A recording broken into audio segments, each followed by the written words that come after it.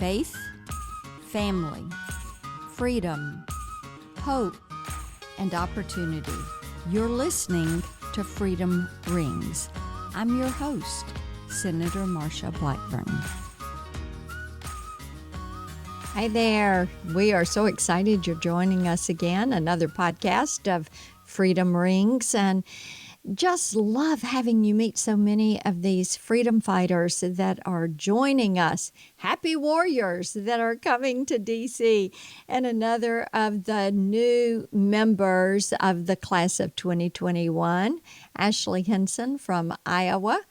Congratulations and welcome. Thank you, Senator. I'm so glad to be here, and I'm just really excited to be your partner in the House now. And I think we clearly have a lot to do and a lot to fight for. So I'm just grateful to be here. And I tell you, this year, you have to say it's the year of the conservative woman, the happy warriors that are there to stand up for freedom. And I love the fact that you all are the Freedom Force. That's right. And you're pushing back on the squad and all of their leftist ideas. So good work. Yeah, well, it was very clear, and I drove my minivan all around the 1st District in Iowa. And what I heard from people was that was not the right answer. And they doubled down on that. And I think that is unfortunate because that's not the direction this country wants to go. And I think the voters made that very clear. And that's why we have our Freedom Force to fight the squad and why we have so many great conservative women coming to serve in Congress. Oh, I think so also. I have to ask you, let's talk for a minute about your background and how you became interested in the political process, because you've served in the Iowa State Legislature. You've had a leadership role there. You had been a news reporter, an award-winning journalist prior to that.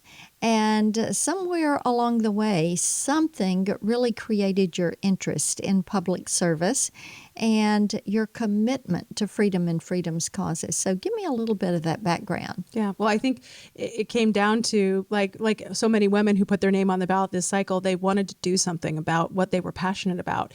I had spent years telling Iowan stories and traveling all over the state, hearing the good and the bad. And I think that context, I just saw it. I was so passionate about it, but I was also passionate about being a government watchdog. And I think when I looked at some of the things that were happening at the state, I thought I can be that person to tell that story, number one, but also hold them accountable. And so, in 2016, I put my name on the ballot to run for the state legislature. And there are so many synergies between being a journalist and being a legislator if you're doing it right? It's asking the questions, doing your due diligence on all those issues. And I'm just thrilled at the opportunity to be able to come here and tell those stories every day, because I think that's really what should be happening here in Congress. People clearly send a message. They're tired of the people who are not listening, and they want people who are going to listen and be their advocate. Right. So by reporting on what was going on in public affairs and in the public space policy, you developed an awareness that things could be done better. More efficiently even. Yeah. And some of the bills that I filed in Iowa, I think, are demonstrative of what I did in my career, right? I wanted more transparency, more sunlight. I filed a bill to require our school districts to report more of their actual spending. If they kept coming to us and saying we need more money, hey, I'm a mom, I've got school kids. I want our schools to be well funded, but I also want to make sure they're doing what they should be with our money. So I was pushing for bills that did that. I pushed for a bill that required a reporting period for our offenders, because they were being allowed to resign their jobs and jump from school district to school district. That's just wrong. So Mama Bear came out and listened to constituents in my district and filed a bill that required more oversight in that area and more reporting to the Board of Educational Examiners. So I think I used my skills as a journalist and was able to convert that into good pieces of legislation, many of which are now laws in Iowa, and I'm very proud of that. That is fantastic. What do you think was your biggest achievement while you were there in the State House? So I chaired the Transportation Committee, and I was trying to focus on bills that, number one, were bipartisan bills, but also, number two, that really were forward-looking bills. So focusing on automated transportation technology and what the future of the technology industry looks like for the transportation industry. So I think just passing good legislation that was bipartisan. Most of those bills passed 100 to 0 out of our chamber, and I'm very proud of the work we did there to really move things forward for the state of Iowa. And so I'm looking forward to doing many of those things here. Great. And as you come here, then what issues are going to be at the core of your work? What is going to be your emphasis? Well, I think as I traveled through the first district, it's the kitchen table issues that Iowans and Americans want us to come here and work on, to be their advocate for.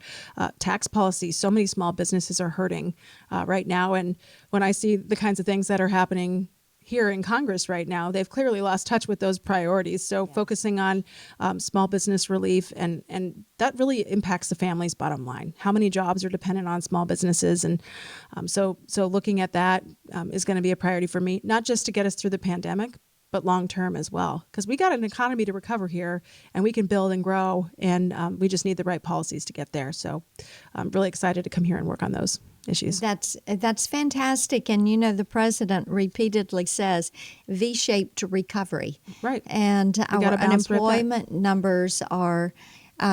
unemployment numbers are moving in a positive direction, and we appreciate seeing that. And I think we're all really frustrated that in the House you all are focused on cannabis and cats, Right. big cats, and not getting COVID relief and some cash over to these small businesses. So it does make a difference. So tell me a little bit about your family. So I'm married to Matt. We've been married 12 years. And he's an insurance agent in Iowa, small business owner. So when I talk about that, it's personal for us. It's a passion for me, and it's a passion for him as well. And then we have two beautiful children. Max is almost 10 and Jax is almost 8. So they keep me plenty busy. They keep him plenty busy, obviously, now that I'm going to be here. But we have a great system, a great support network in place. We're lucky we have grandmas and grandpas in Iowa as well who love their grandbabies and are helping us out so much so that I can be here and be a good role model for them. It's funny, I was door knocking for my state house race, and I had a woman tell me she thought I shouldn't run because I had children. Yeah. And I said, I think we've all heard that. Yeah, and I said back to her, I was like, I'm sorry, but I think I'm a good role model for my kids. I'm showing them what it means to be a solid Iowan and a good American. And so I am so proud of my family and my kids. I FaceTimed with them. I was at the Capitol the other day, and I FaceTime to show them where I was, and they just thought that was the coolest thing. So I can't wait to get them out here to see it in person. They have a front row seat to history, literally, as young people. So it'll be a neat experience for our family. And then when you were their age, what really inspired you to think about freedom? What was the impact on you there? I've always been a conservative, and it's funny. My mom actually pulled out when I won a paper that I wrote when I was in high school on welfare to workfare, getting people back into the workforce and personal responsibility and freedom, and how important that is. And so I've always kind of been thinking about that. And so it was always there, and then reporting on it brought it forward, and then you put it into action by running for the state house. Yeah.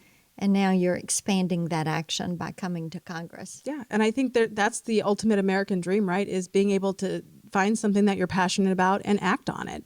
And we have that opportunity here in this country. And I think my experience as a journalist, if it taught me anything, it's that tenacity matters, digging matters, and sometimes the answer is no, but you can keep pushing. And so that's how I've always tried to operate. And I think that's why I was successful in music. I play violin and piano also. That's my hobby as well. And I think I've heard from a lot of people they want to start a band, another band of some kind. So maybe we'll work on that while we're here. Well, there was a House Republican band at one point. Yeah. So maybe we'll keep doing that. But you have to work hard. You have to practice. You have to be motivated. And complacency is never rewarded. You have to work hard.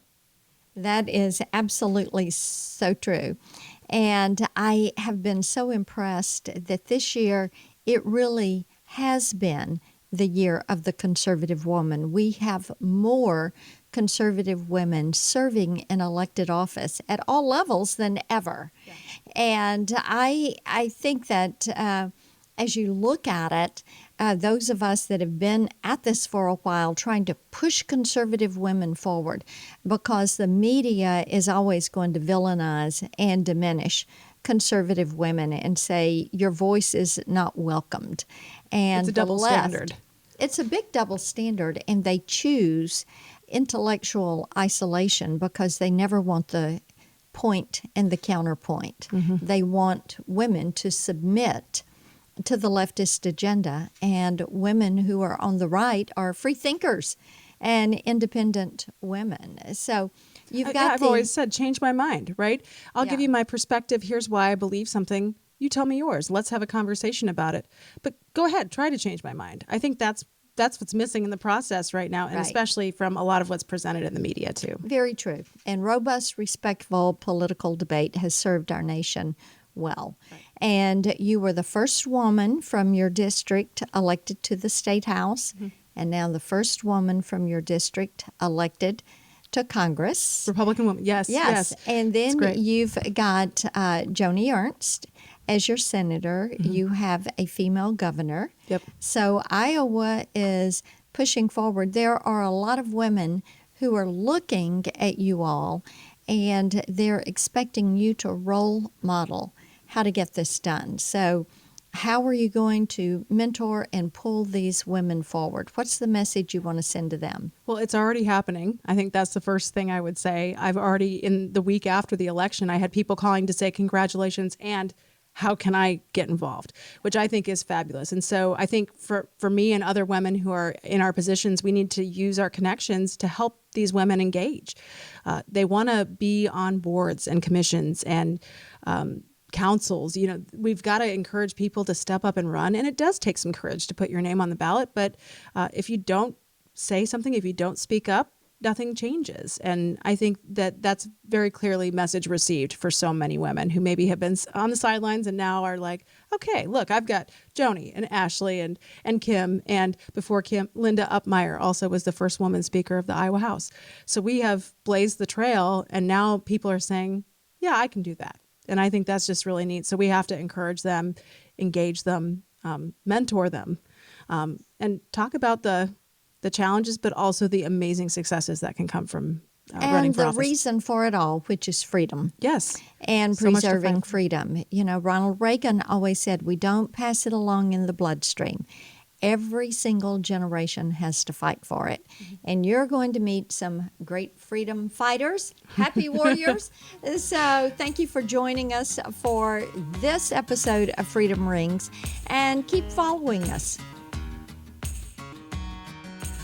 Thank you for listening to this episode of Freedom Rings. You can follow me on Twitter at Vote Marsha, Facebook at Marsha Blackburn for Senate, and on Instagram at Team Marsha.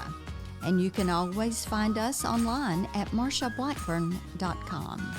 The Freedom Rings podcast is edited and produced by Jared Cummings. Executive producers are Conservative Partnership Center and Marsha Blackburn. Together, we make Freedom Ring.